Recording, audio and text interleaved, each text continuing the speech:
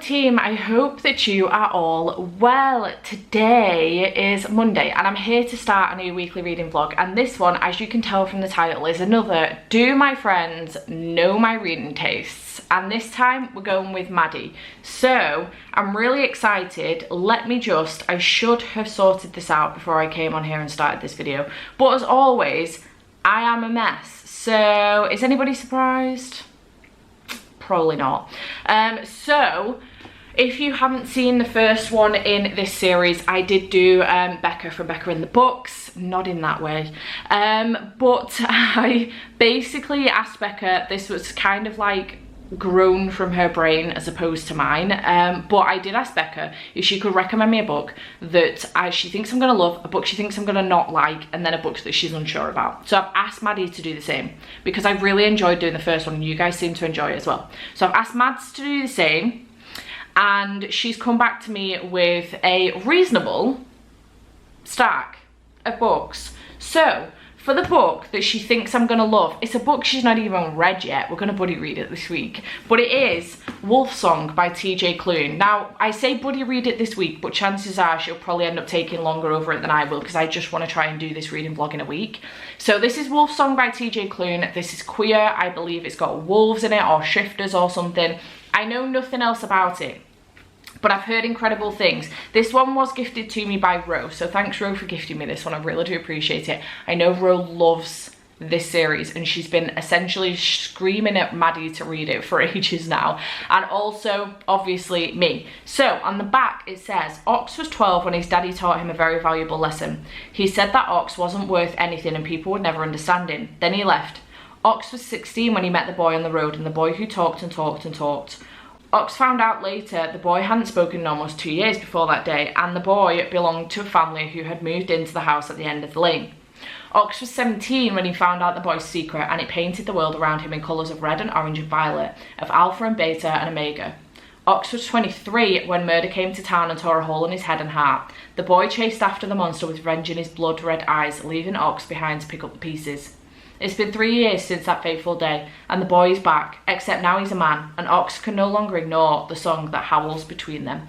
So excited. So for a book that I love, I concur. I do think I'm going to love this one, but we'll find out how much.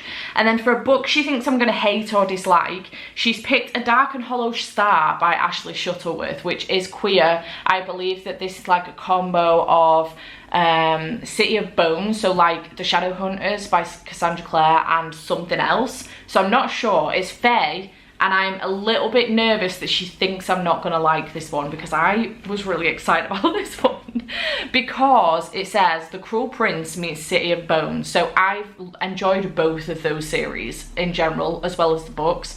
In this thrilling urban fantasy set in the magical underworld of Toronto, as a queer cast of characters race to stop a serial killer whose crimes could expose the hidden world of fairies to humans. So this is kind of like an urban fantasy, mystery thriller, maybe romance with queer characters. I don't see what there is to dislike in this, but maybe it's because it's YA. Maybe it reads quite young, I don't know, because I am not falling out with, but I am sort of getting to the end of the line with YA a little bit, so maybe it's because it's that. So it sounds really interesting, and I am here for it. This is a chunky book though. I think both of these are around the 500 page mark, so that's a lot. But she did save my bacon with the book she's not sure about, but she's really hoping that I love this one, because I think this was one of her favourite books of 2021. I'm sure she read it like twice in 2021. Her mum read it a couple of times as well. So this is a recommendation from both Mads and Sheila. But this one is A Psalm for the Wild Bill by Becky Chambers. Now, I don't know the full reasons why she's unsure on whether or not I'm going to like this one. I think I'm not going to like it because I've DNF'd Becky Chambers previously. I DNF'd To Sleep in a Sea of Stars. Editing Steph here. No, I didn't DNF To Sleep in a Sea of Stars. That's wrong. I haven't even picked that book up, and it's not even by Becky Chambers. It's by Christopher Paolini.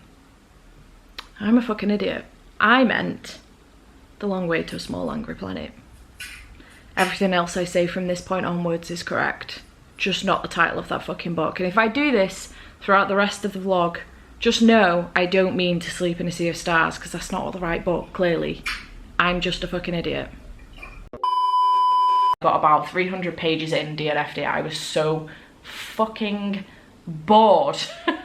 So bored. There is no plot in that book. If you love a character-driven story, you're gonna love it. You're gonna absolutely love it. But there's zero plot, and I need a plot.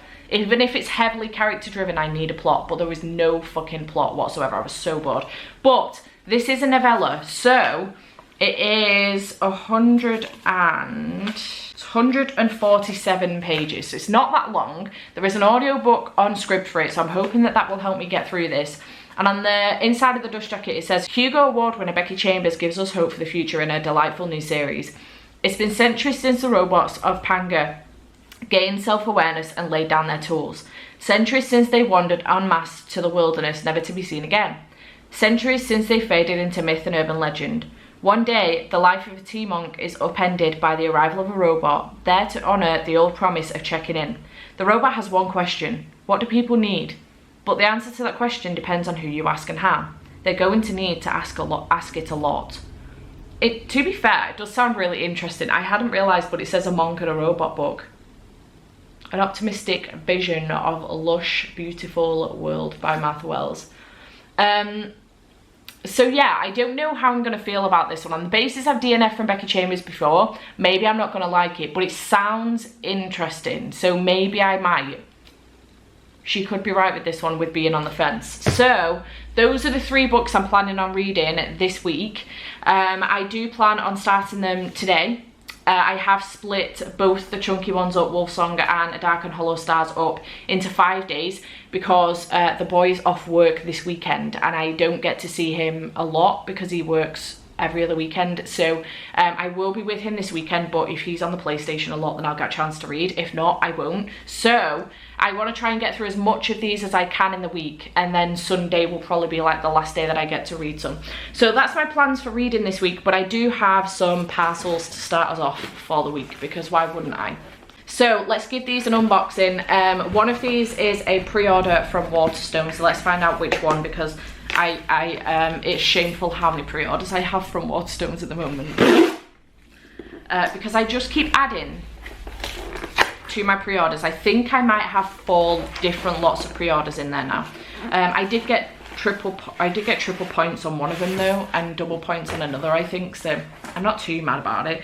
But this is Duke Actually by Jenny Holiday. I'm really excited about this one. I've heard really good things about it during the Christmas period, so I am hyped about this one. It is a romance. The cover for this is stunning and I love how floppy it is. What bothers me is that the covers don't match in the series, which is a little stressful for my brain. But yeah, and then I'm assuming that this one is, that's my address, I'm assuming that this one is from Depop, because I have ordered some books from there.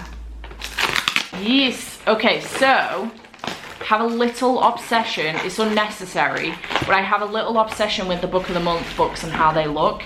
So I had a quick search on Depop to see if there was any that I was interested in, and I managed to find 2, one of which was a thriller and the other one is a romance, I think. So I have Everything We Didn't Say by Nicole Bart. I just love how pretty they look. This is a little bit damaged, but it's fine. But I just love, they're so pretty. So this is from October 2021. I'm very excited about this one. So that's one of the books that I have got. And then the other one is The Sweetest Remedy by Jane Itaro. This cover is stunning. It's so beautiful. And this one is from September 2021. I just think they're so pretty. I'm obsessed with them. I really do wish that Book of the Month would deliver to the UK, because I would get them. I would subscribe. I'm very here for this one. This is such a stunning cover. So yeah, those are the books that I got, and then that's incredibly unstable, like my entire life. And then we have Our Crate Junior, the December box. So I thought I would unbox this one very quickly. If you're interested in Our Crate Junior, I will leave a link to them in the description box down below. I also have a discount code for you that I'll put on the screen here. Our Crate Junior is a middle grade subscription service, and I absolutely adore it. I just think it's fantastic. This one is for Secret Cities. This is the spoiler card, so I will leave that here just in case I need it. This is a Emerald City lunch tote. Ooh, I love a lunch tote bag. Oh my goodness, that's adorable. Look at how cute it is. Nice. It's all, I've stuck to it because of the Velcro. It's all like thermal inside. That is perfect, because the bag that I currently use for my lunch is a little bit small. It's got dogs on it, but it's really, really adorable. It was gifted to me by my friend Tilly a few years ago for Christmas. But it's a little bit small, whereas this would be perfect to like fit in my lunch in. So that's amazing. Inspired by The Wizard of Oz. So cute. Then we have what looks to be a scarf for Narnia. How cute is this? Look at that colour. It's such a pretty colour. I love it. It's so pretty. Yeah, it's for Narnia. Cute. Then we have this cute little box, which has a really cute little necklace in it. This enamel pendant was inspired by the protective runestone Abby's mum gave her in The Last Shadow Warrior, which is one of the books that we got last year from Owl Crate Jr., which I really, really enjoyed. I read it. It was great. I really enjoyed it.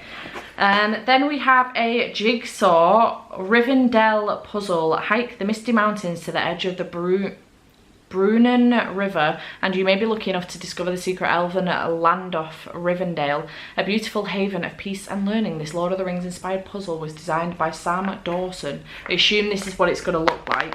I'm not going to take it out because I don't want to start pulling all the pieces out because I will lose some. Then we have a bookmark that looks like this. Pay close attention to everything, notice what no one else notices, and then you'll know what no one else does, and that's always useful. The City of Ember quote. Cute. And then we have the book, which is Escape from Elantris by Kate O'Hearn, author of the Pegasus series. It looks like it's got a take the reflective stuff off. We have a sticker, which is really cute. And next month's theme is Comic Crusader. Nice. Packed with superheroes and supervillains and epic showdowns. Excited about that one. I love comics. Okay, this book, Escape from Elantris. Oh, it's signed by Kate. Cute. And oh my goodness, that's really pretty. Look how pretty that is. And this under the dust jacket. So pretty. This might be one of the prettiest books I've had from Owl Crate Jr. I'm not gonna lie, very pretty indeed. It's also one of the chunkiest, 440 pages. Okay, it is chunky, but the writing in here is massive, so that's good. But yeah, sounds fascinating. I am here for this. So yeah, if you would like a discount code for Owl Crate Jr. and you would like to sign up, I will leave a link to them down below along with my code, so you can go and check them out. So yeah, that was a really, really, really long introduction with a few unboxings. My apologies. I will try and cut that down as much as I can.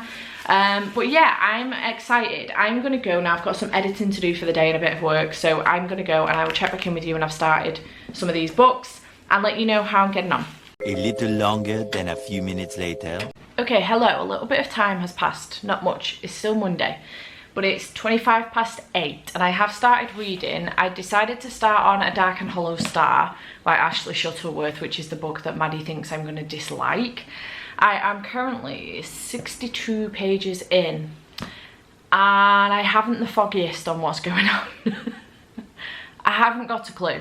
I'm still unsure on our four main people. We have Arlo that we've been introduced to. We have Narcissa that we've been introduced to. We have Hero that we've been introduced to. Strangely, they didn't have their own chapter. It was really weird. We've also been introduced to a couple other people. Aurelian and his cousin, Vihen. So I don't know. I'm assuming that our four might be Narcissa, Aurelian, Vihen and Arlo, but I don't know who Hero is. So I'm not sure what's going on. I feel like the premise of this story should be very, very simple. The Fae and humans never come into contact really, and there is a murder that's happened, there is a crime that's happened, and the Fae need to figure it out before it destroys the Fae and human world. It's an urban fantasy, it's queer, these 4 teens are going to have to come together to try and figure this out. It should be very, very simple, but I feel like right now it's extremely complicated and I don't really know what the fuck's going on. I'm very confused. I have added it to my Goodreads currently reading. May have been a mistake, because as I was scrolling through, a lot of people have DNF'd this book or not liked it. And I don't know. I've also come to the conclusion that in future, maybe what I should do is ask my friends for the list, a book I'm gonna love, a book I'm gonna hate, and a book they're not sure on.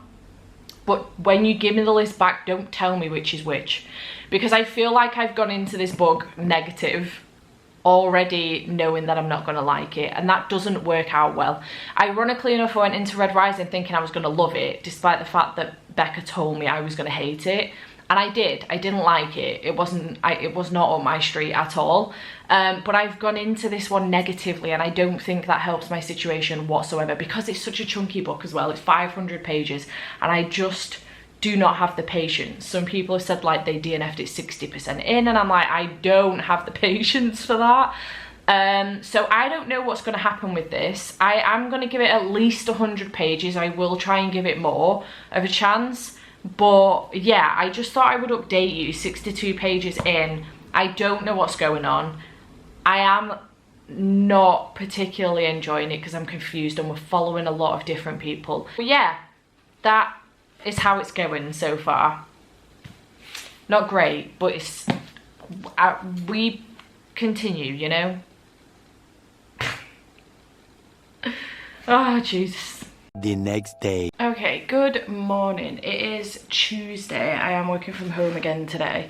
The reason behind this is that Thomas got COVID, well, has COVID, and he did a test on Friday night, and I was with him Tuesday, Wednesday, and Thursday. So my dad's just trying to make sure, because it can take 5 to 7 days for your symptoms to come through and for you to produce a positive test. So we're just trying to make sure that I don't take anything home to my parents. So my grandpa's in hospital at the moment, and if, you know, at the drop of a hat they say that my dad can go and visit, or something changes and my dad can go, we want him to be able to go. So I would fucking hate for me to have taken, not only that, but he's at risk as well, my dad and my grandpa. But I would hate for something to mean that I have given my dad COVID by accident. So I'm working from home again today. I think tomorrow I'm going to be doing a COVID test in the morning, and then I'm going to go to work if everything's all clear, because by that point it'll have been 6 days since I last saw Thomas. So, and Thomas will be coming up for doing his a test on Thursday and then a test on Friday, so that he can, you know, get out of quarantine. So yeah, we're just being super vigilant, super careful. But I'm here to give you an update on reading. So, A Dark and Hollow Star by Ashley Shuttleworth. I yesterday mentioned that I wasn't feeling much towards this book. Even 30 pages in, I was like, oh my god, what am I doing with this book?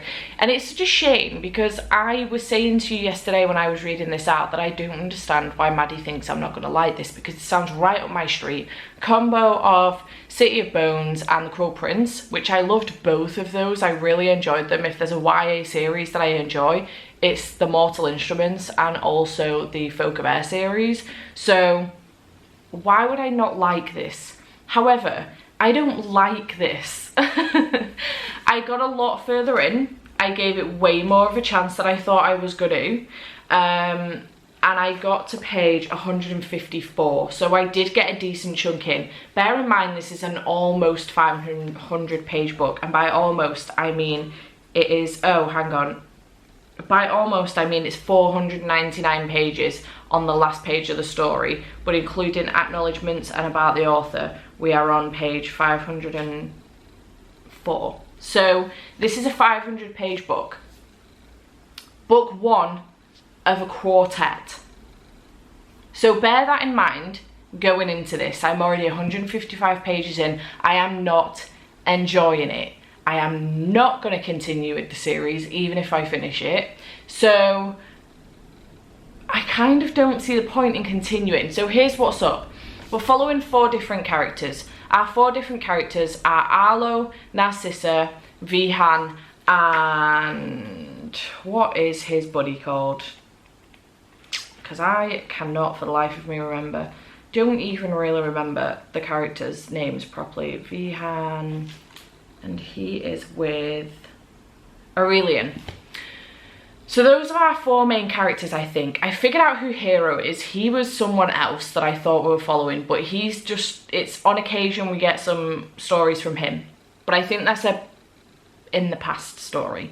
And then, so those are the characters that we're following. This should be a simple concept. There are murders going on, people are dying, whatever's happening with this could cause problems for both the Fae community and also the human community, in which the humans don't know about the fairies, so they don't want to fuck that system up. And then these 4 are supposed to come swooping in and save humanity, right? Simple concept. So far, we've had a few more murders. There is a suspect. I've come across said suspect, and there isn't that much other focus on the murders so far. These 4 are not together yet, and I don't understand what's going on. I think the author is trying to world build. I think that's what's happening. I think there's supposed to be some backstory going on with the characters. They're trying to give us some backstory on the characters. They're trying to world build for us, but it's just not working for me, and I don't like it. The only character I actually am a little bit invested in is Arlo. I actually kind of like her backstory, and I am enjoying a little bit where that's all going with her cousin Zell, and also like even with her dad. I kind of enjoy where that story's going, and honestly, if we were just following Arlo and Narcissa, because I think that's where there could be a relationship here, I would be happy with that if we were just following those 2. But I just don't care. I do not care. If this was a standalone, I would force myself through it. If it was the start of a series but 300 pages, I'd force myself through it. But it's 500 pages and the start of a quartet, and I don't care for it. I've already said in my goals this year, if you want to see that video, I'll link it up here. I've already said in my goals this year that I want to focus more on finishing series than actually starting new ones that I'm probably not fully going to get through. And this is one of those situations in which I will just be going through this book for the sake of putting myself through pain for this video, to never finish the series, and that just irritates me. What is the point? What is the point? Also, this is my video idea, therefore if I want DNF I can do, but I don't like this book. I'm not enjoying it. I'm not having a good time. It's a real shame. I just think that the author's trying to do so too much in the first book, and I'm not a fan of it. So I'm not going to finish it. I'm going to DNF it. 155 pages in, I'm going to DNF it. Maddie was right. She hit the nail on the head with this one. So yeah, those are all the reasons why I'm DNFing this book. I'm not having a good time, and I'm just going to DNF it, and that's that. So following on from that, I did last night get into bed and start A Psalm for the Wild Build by Becky Chambers. Now, if you remember correctly, like literally 2 clips ago, I said that I don't think I'm going to enjoy this. I'm very nervous because I've DNF'd from Becky Chambers before. However, it's a novella, and it kind of sounds up my street. So I am on the fence about this one with Mads. But I did start it last night. I read the first chapter, so I'm on page 25. But honestly, I'm kind of enjoying it. I don't mind these slice of life, you know, very character driven books. If it's a novella, for example, the Murderbot Diaries is very much slice of life. There is a little bit of plot going on in the background, but a lot of it is character driven. And I don't mind it because it's in short bursts. If that was an entire novel of 400 pages to 500 pages, I'd have probably DNF'd it by now. But I haven't. I really enjoy them. I think I've given them all 4 stars for by now. So, and I get a little bit vibes from that series, the Murderbot Diaries, with this one, which is funny because they're both published by Tote. So I do think I am kind of getting on this Tote novella train with Maddie. I'm fairly certain I'm up there with her right now, because this would be my, I think I've read 3 of the Murderbot Diaries so far. I read the Django Wexler hard reboot novella from Tote, and then this one. So I'm up there with her. I'm on that train right now. So yeah, I am actually kind of enjoying this one so far, 25 pages in. So I'm hoping to finish this one today. Approximately 10 hours later. Hello, it is me. It is currently 5 to 1 on Wednesday morning, and I just thought I'd come on and give you a final update for the day. I am quite tired and I'm excited to go to bed. But yeah, I needed to come on and give you an update. So I have DNF'd Dark and Hollow Star. You don't need to know that. You've just seen the clip of me telling you all of that. I have read a psalm for The Wild Built by Becky Chambers. I am shooketh at this book because I have told you already that I'm not sure I'm gonna like this. I'm entirely on the fence about it because although the premise sounds pretty cool, I have DNF'd from Becky Chambers before. What I didn't see coming was that this is going to be my second 5-star read of the year. What is happening to my 2022? Both my 5-star reads of the year have been books that weren't even on my radar. I didn't even know about them until Maddie bought me this one and until a publisher reached out and asked me did I want to review the other one. So phenomenal, amazing. I absolutely adored this. We're following a monk called Sibling Dex, and we are following a robot called Moscap. And basically we start off following Sibling Dex. They decide that they don't want to continue on the path that they are on anymore, and they want to go out on their own and become a tea monk, and they're going to teach themselves how to do it. So they end up going off in this little caravan thing, and slowly but surely we go through the process of watching them kind of grow as a tea monk and do their business. And then one day they end up coming across this robot. Now robots and humans haven't come into contact in a very long time. It's been centuries since the robots laid down their tools and wandered off en masse into the wilderness, never to be seen again. So, but it turns out that apparently the robots made a promise that they would come back in years to come and check that the humans were okay, did they need anything. So Moscap is here to do exactly that, and it comes across Sibling Dex, and they end up going on this adventure, if you like, and it's kind of like a what is the meaning of life type story, and I really enjoyed it. It was really nice getting to know both of these characters and seeing their relationship build and grow, and also it was incredibly philosophical. I don't know, there's like a whole section in here. I did start tabbing up some quotes that I wanted to remember to put in my like diary, my journal, but then it got to a point where I ended up getting a highlighter out. Now I've never highlighted in a book before in my life unless it was a textbook for uni or college, but I got carried away with this one because this hit deep, very deep. It was a long quote that hit incredibly deep because of exactly how I feel. But yeah, I just kind of went to town with a highlighter in some areas of this book. Amazing, literally so amazing. I was on the cusp of crying, very, very close a couple times. Didn't quite get there, but I reckon upon reread I might. Or had I read this at a little bit more, like maybe how I was feeling last week. I wasn't having a good week last week. Maybe how I was feeling then. It might have got me crying, but I was very, very close. I'm definitely going to reread this one before the second one comes out, or once the second one comes out, like read them back to back. But I loved this. This was fantastic. Absolutely adored it. It was amazing. So it got 5 stars. I was not expecting that in the slightest. In fact, when Maddie picked this up in Waterstones, like a month and a half ago now, or 2 months ago now, it might have been 2 months ago-ish now, she picked this up for me in Waterstones. It was gifted to her. It was gifted by her to me even. And I was shitting my pants. I was like, for the love of God, I've DNF'd from Becky Chambers before. I'm gonna hate this. It's gonna be a nightmare. What am I gonna do? It's one of her favourite books of the year. It's one of her mum's favourite books of the year. I think like Sheila's read it a couple of times. I know that Mad's read it a couple of times. So I was shitting my pants, but it was fantastic. I was laughing through some of this. I was so close to tears a couple of times as well. And it just really did hit home. Incredibly philosophical. And I kind of want to know more about monks now as well.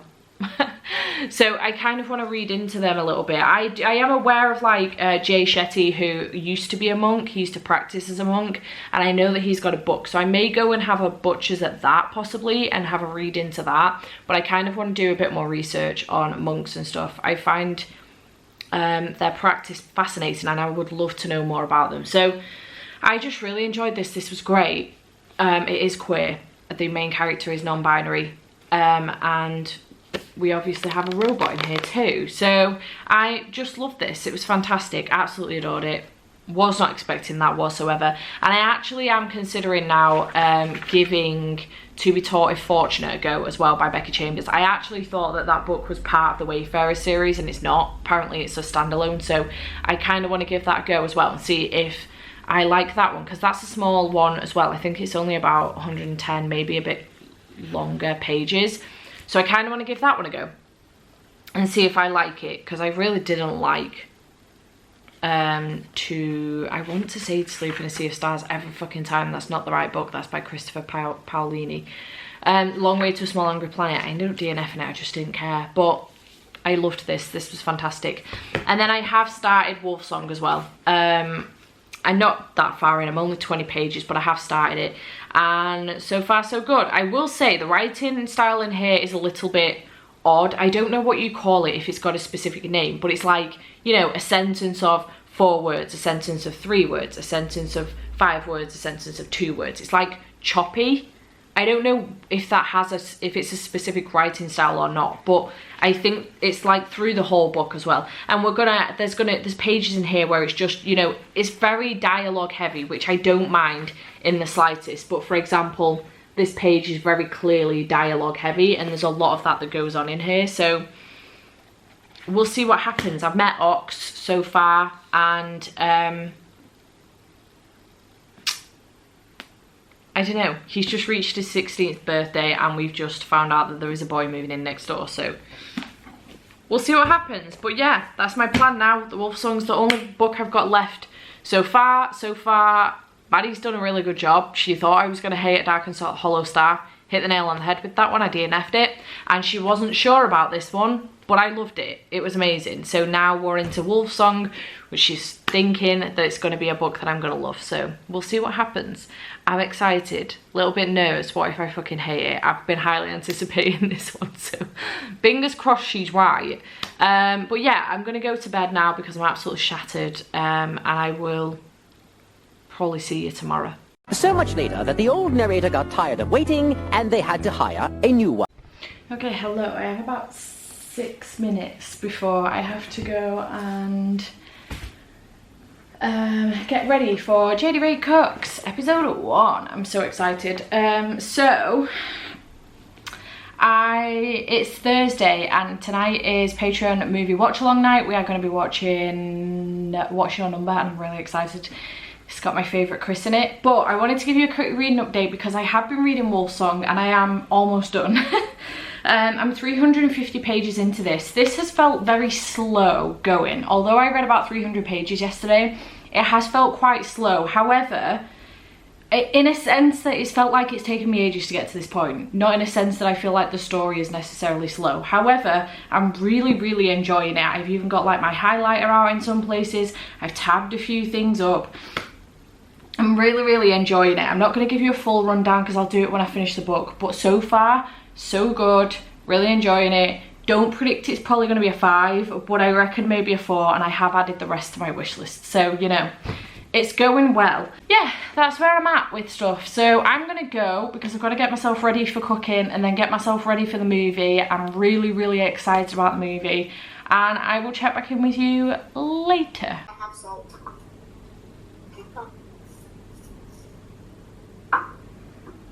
Onion powder. Cutie.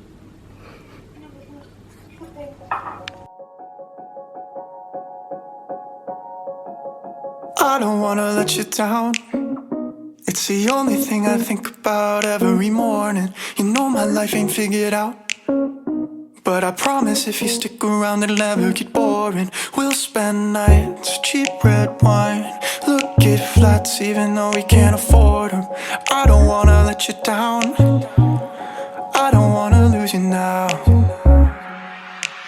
Will you stay even when you wanna walk away? When times get bad, we can learn to love what we have. I don't wanna let you down. I don't wanna let you down. I don't wanna let you down. I don't wanna mess around. You're the only one I want there at the end of my story. It's the only thing I figured out. Cause everything else in my life without you would be boring. And we'll spend nights, cheap red wine, look at flats even though we can't afford them. I don't wanna let you down. Hello team, it is me. It's been a hot minute since I've updated you on this reading vlog, but it's now over, so I'm here to wrap it all up for you, let you know what I thought of Wolfsong, because I haven't updated you, I don't think, on that at all, maybe, I'm not sure. So I'm here to wrap this up. It's currently the 19th of January, so it's been like a week and a half since I started this reading vlog. I took my sweet ass time with Wolfsong, but the books that I read for this reading vlog, which was Does Maddie Know My Reading Tastes reading vlog, were A Dark and Hollow Star by Ashley Shuttleworth, Wolfsong by TJ Clune, and A Psalm for the Wild Built by Becky Chambers. So for the book that Maddie thought I wasn't gonna like, it was A Dark and Hollow Star by Ashley Shuttleworth, and she was correct. I managed to get to page 154 before I DNF this book. I didn't really want to DNF it. I have been wanting to try and plough through the books for these reading vlogs. Similarly, when I did Does Becca Know My Reading Tastes, I ploughed through Red Rising despite the fact that I wasn't enjoying it. It got 2 stars, but this, I just couldn't do it. This book is almost 500 pages and the first in a quarter, and I didn't see the point in continuing if I wasn't enjoying it, so I DNF'd it. I think I've explained plenty why I did that, but I did DNF this. Maddie was correct on all counts of this. I did not like it. I was shocked, let me tell you. So I DNF'd that one. For a book she wasn't sure how I was going to feel about it, but she really wanted me to love it because she adored this book and so did her mum. I think Maddie's already read this about 2 or 3 times. I'm fairly certain Sheila's read it like twice as well. But it was A Psalm for the Wild Built by Becky Chambers, which is a novella.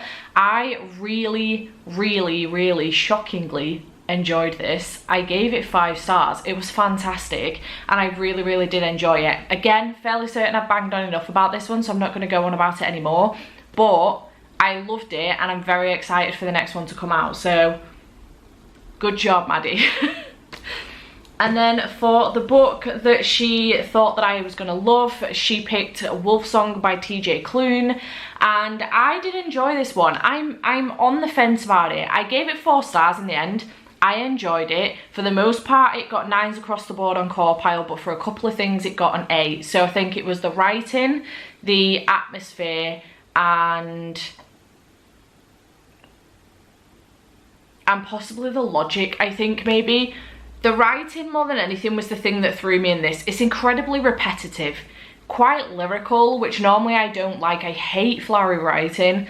It was okay to the point that I enjoyed it, but it was incredibly repetitive. He said this, he said that, he said this, he said that, ox, ox, ox, wolf, wolf, wolf. Like, incredibly repetitive, especially towards the end. But the story and the characters in general, I really enjoyed it. I am intrigued by it and I do want to continue on. I have been gifted the next one, which is Ravensong, and I'm fairly certain follows Gordo, which I'm really interested in because Gordo is the witch in this book. So yeah, this is following Ox, who basically, we follow him over a long period of time. I think it's about 10 years actually in total, but we follow him when he's 12, to start off with, when his dad walks out on him and leaves him with his mum, and Ox is devastated. He's really, really heartbroken, although it's for the best. But he is heartbroken. And then we see him again when he's 16, when he meets the boy on the road, who turns out that this boy hasn't spoken in over a year and his family's moved in next door. And there is an age gap here between Ox and the boy to start off with, which I know a lot of people have an issue with. I don't. It doesn't bother me in the slightest.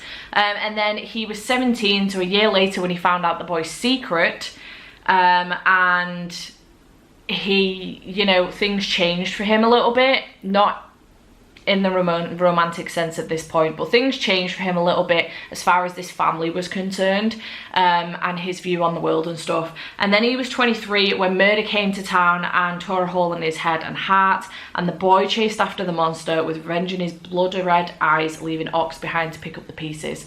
So at this point then, things had changed between Ox and the boy, and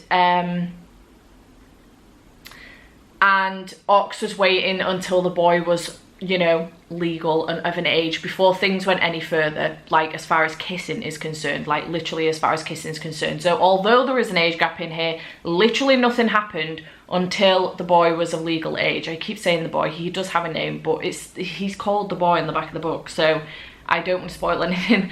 But yeah, until then, he waited and waited and waited, and then it's been 3 years since the fateful day and the boy is back, except now he's a man and Ox can no longer ignore the song that howls between them.